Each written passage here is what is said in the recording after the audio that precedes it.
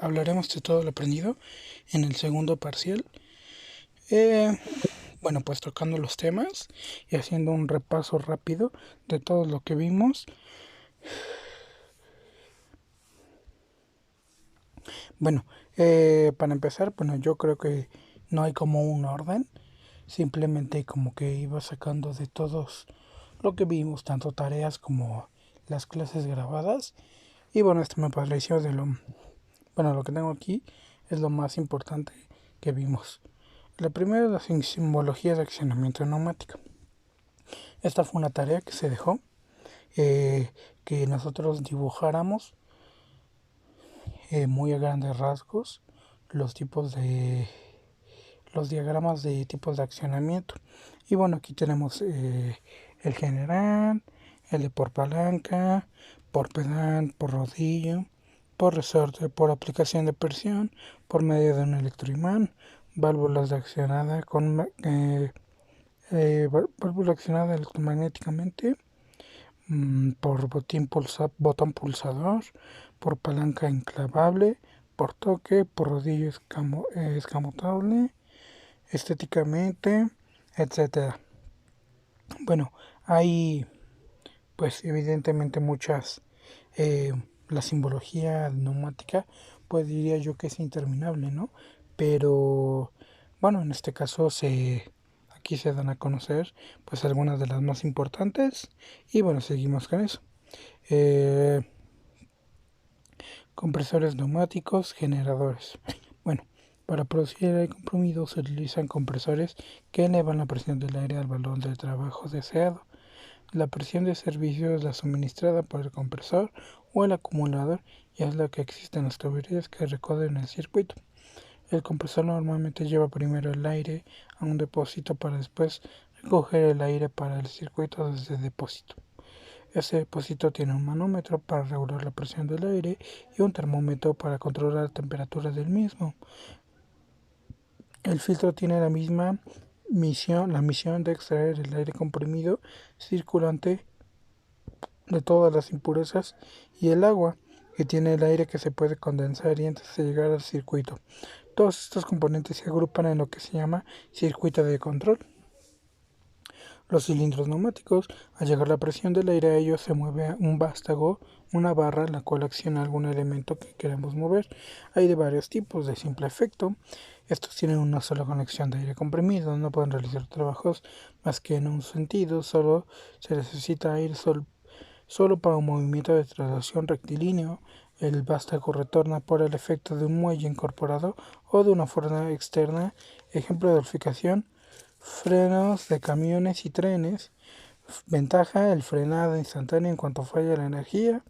Apertura de una puerta mientras le llega el aire. Cuando deja de llegar la puerta se cierra por la acción del retorno del cilindro gracias al muelle. Bueno, este es su símbolo.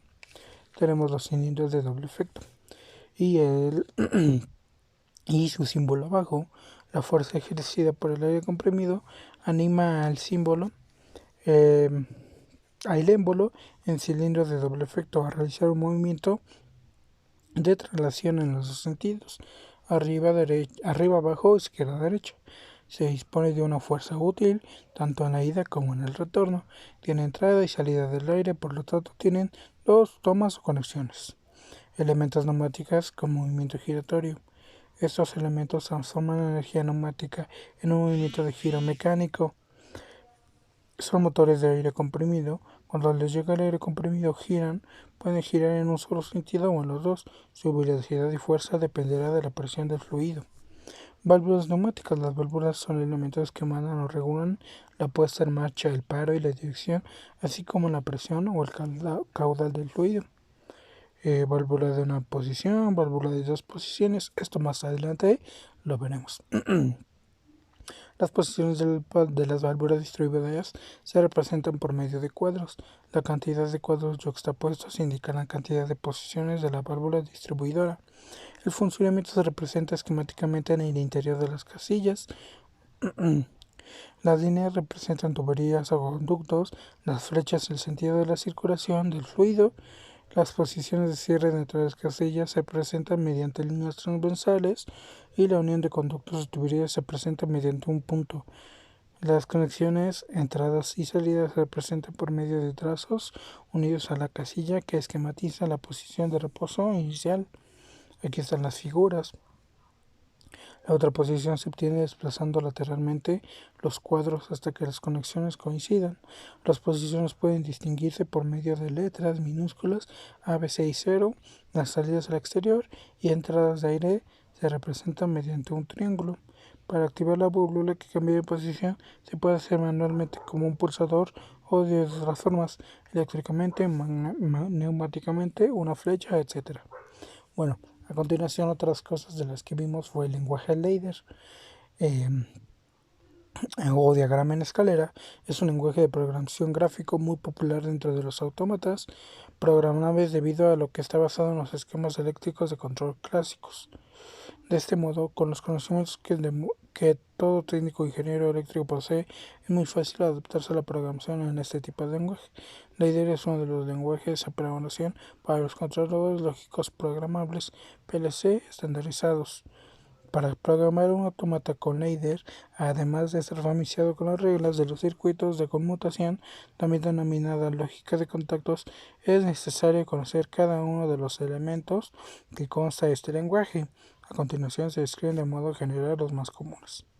Se suele identificar durante los caracteres B o M tienen tanto bobinas como contactos asociadas a las medidas de los tipos vistos en el punto anterior. Su número de identificación suele oscilar en general entre 0 y 255. Su utilidad fundamental es la de almacenar información intermedia para simplificar esquemas y programación. Los bits de sistema son contactos que el propio autómata activa cuando conviene o cuando se dan unas circunstancias determinadas. Existe una gran variedad, siendo los más importantes los de arranque y los de reloj, que permiten que empiece la ejecución desde un sitio concreto y formar una base de tiempo respectivamente. Su nomenclatura es muy diversa, dependiendo siempre del tipo de autómata y fabricante. En forma práctica, los contactos pueden representar, de acuerdo a la programación que se realiza en la entrada de información, las bobinas representan esas memorias M, así como las salidas al exterior. Bueno, seguimos con otro tema que son las mediciones de temperatura. Se suelen indicar con los caracteres Fahrenheit. Daniel Garen fue un físico alemán que inventó el termómetro de alcohol en 1709 y el termómetro de mercurio en 1714. La escala de temperatura Fahrenheit fue desarrollada en 1724. Originalmente estableció una escala en la que la temperatura de una mezcla de hielo, agua, sal estaba fija a 0 grados, la temperatura de una mezcla de hielo, agua sin sal estaba fija a 30 y la temperatura del cuerpo humano a 96. Usando esta escala, Fahrenheit midió la temperatura del agua hirviendo a 205 grados Fahrenheit en su propia escala. Más tarde, Fahrenheit ajustó el punto de congelamiento del agua hirviendo de 30 a 32 grados Fahrenheit. Que en el intervalo entre el punto de ebullición y la congelación del agua fuera de 180 grados y haciendo que la temperatura del cuerpo fuese familiar de 98.6 grados Fahrenheit. Es la más utilizada en los Estados Unidos actualmente, los Celsius y los Kelvin. Bueno, tenemos ya un poquito más centrados en los tipos de válvulas. Las neumáticas direccionales tienen como función principal dirigir y distribuir el aire comprimido dentro de un circuito neumático, regulan el paso o lo frenan, arman el camino que debe recorrer el fluido, pero momento de comandarlas, las variables son muchas y es necesario conocerlas con más profundidad para obtener buenos resultados en el proceso. Para clasificarlas podemos nombrar 4 tipos de diferentes válvulas: las direccionales, las de bloqueo, las reguladoras y las secuenciales, que tienen un funcionamiento particular que las diferencia entre sí. En este caso vamos a ver las válvulas direccionales, o también llamadas distribuidoras, justamente porque su objetivo principal es ese: distribuir. Estas válvulas cuentan con distintas cantidades de vías y de posiciones. Válvulas 2-2, 2 vías, 2 posiciones, actúan solamente como llave de paso. Una vía es la entrada y otra vía es la salida. Cuando esta posición se conecta sin nada en el medio y el aire comprimido fluye con libertad, al cerrarse lógicamente se corta el paso. Estas válvulas pueden ser normal cerradas o normal abiertas, según cierren o habiliten el paso. Bueno, y aquí seguimos con las válvulas 2, 3 vías, 2 posiciones. Normalmente son utilizadas para manejar cilindros. Simple efecto: gracias a sus 3 vías, el flujo de aire puede ir en 2 direcciones distintas y realizar el escape en su posición cerrada. Válvula 4.2, 4 vías y 2 posiciones. Cuenta con la misma cantidad de posiciones que la anterior. Para tener una vía más, se suele manejar para cilindros doble efecto. Con una posición mete el aire en el pistón y con otra la saca, haciendo el vástago sube y baje a la ubicación del aire. Válvulas 4.3 son similares a las posiciones, pero tienen una posición central adicional. Según esta posición central, estas válvulas pueden ser centro abierto, centro cerrado o centro abierto a presión.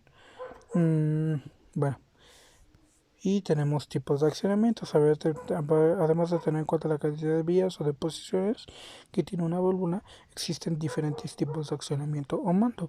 A continuación se describen los tipos de accionamiento más comunes. El accionamiento manual. La característica principal de esta válvula es que el operador decide cuándo quiere que fluya. No es la más utilizada justamente porque el objetivo principal de la neumática es automatizar procesos y acortar el trabajo del ser humano. Las opciones para este tipo de accionamiento son mediante un pulsador, una palanca o un pedal. Si se utiliza un botón con o sin retención, la válvula es de 2 posiciones, una cuando está presionada y otra cuando no lo está. En cambio, si se quiere en 3 posiciones, la opción más común es la de la palanca, que se puede mover para adelante o para atrás para sacarla de reposo. El accionamiento mecánico. Este tipo de accionamiento se produce alguna acción mecánica que activa la válvula a hacer contacto con algo. Se pueden crear muchas maneras para lograr esto, inclusive en algunos casos se puede hacer que cuando golpee un lado cambie de posición y cuando checa del otro no. Un ejemplo bastante común, estas válvulas son las que tienen levas o rodillos para funcionar como un fin de carrera. El rodillo avanza hasta hacer tope con algo y entonces produce el cambio de posición a la válvula. Accionamiento neumático. Como bien dice su nombre, estas válvulas son dirigidas gracias a la neumática, o sea que necesitan del aire comprimido para ser comandadas. Si entra aire trabaja de una manera y si sale otra, solamente con presión. Hay casos también en los cuales se acciona con 2 entradas distintas adquiriendo mejor comodidad de trabajo. Accionamiento eléctrico. Estas válvulas requieren un circuito eléctrico para activarlas. La conmutación de las válvulas se obtiene algún dispositivo eléctrico que haya mandando a esa orden.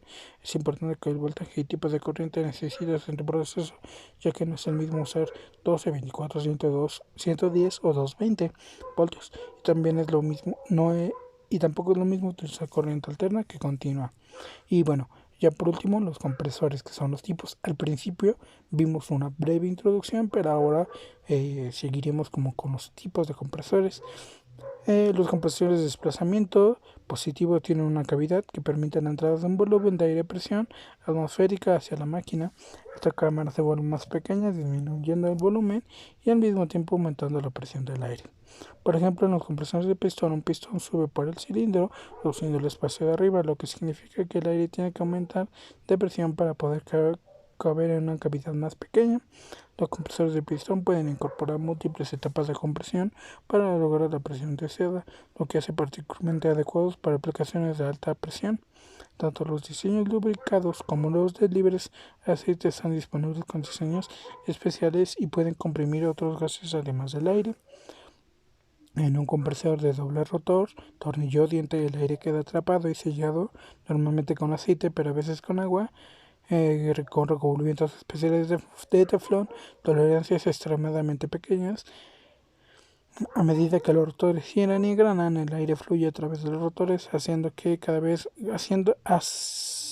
que un espacio cada vez más pequeño, y una vez la presión aumentará para permitir que el volumen de aire quepa en la cámara de presión. Algunos tipos de compresores de aire tienen un solo rotor de paletas de anillo líquido y desplazamiento más convencionales como compresores de scroll. Cuenta con un compresor script para su principal. Y bueno, sería todo. Es como un repaso muy general de todo lo que vimos en el segundo parcial. Y nada, Es todo, yo creo que la neumática es algo de lo que más vimos, además es de lo que más a mí me interesa en lo particular. Y bueno, también vimos tipos de accionamiento, las mediciones de temperatura, etcétera. Mm, Sería todo por el momento.